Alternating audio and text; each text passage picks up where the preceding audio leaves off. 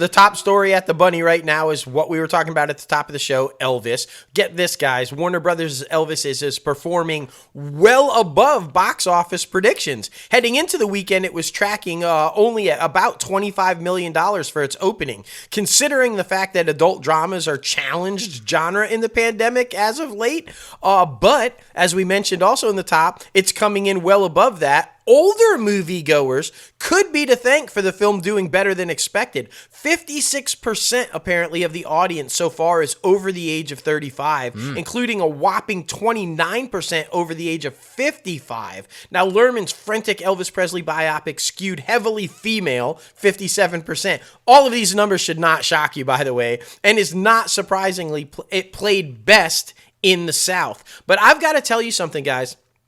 I don't discount any of those numbers, but in my theater, it was a much larger, diverse age group gap than that.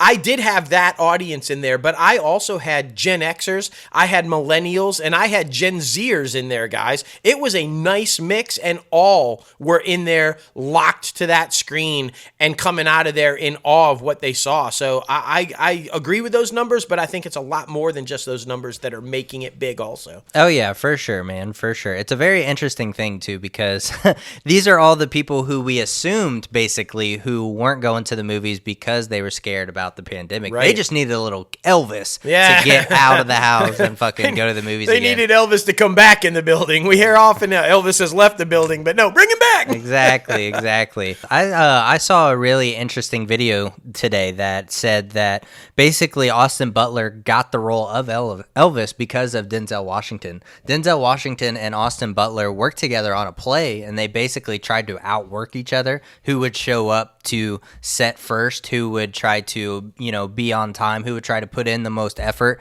And then Denzel Washington called up Baz Luhrmann and got the audition for Austin Butler. And it's so funny because Denzel didn't even know Baz. See, that and that's amazing. But guys, like he's following the Zendaya route. Literally. Right? Austin Butler, Wizards of Waverly Place. He made numerous appearances on a bunch of Disney Channel shows, and now this guy's probably going to win the Oscar for best actor. I mean, I'm just saying, that's the way I know, right? That's an awesome show. Denzel helping everybody. Exactly. He's a really good dude, it seems like. Yeah, for real.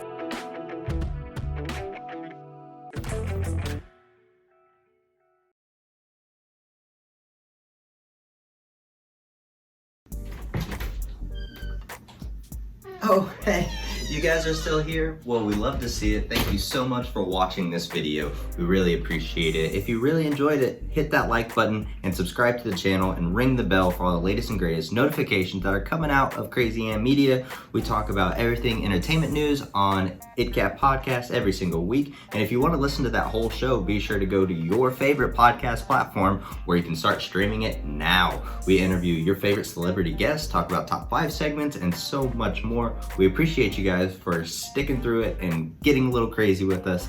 And of course, you guys know we are a film and television production company as well. So we talk about everything about the entertainment industry. Be sure to follow us on all of our social media pages. But we just really appreciate you guys. Thank you so much for getting crazy, but be sure to stay crazy, my friends.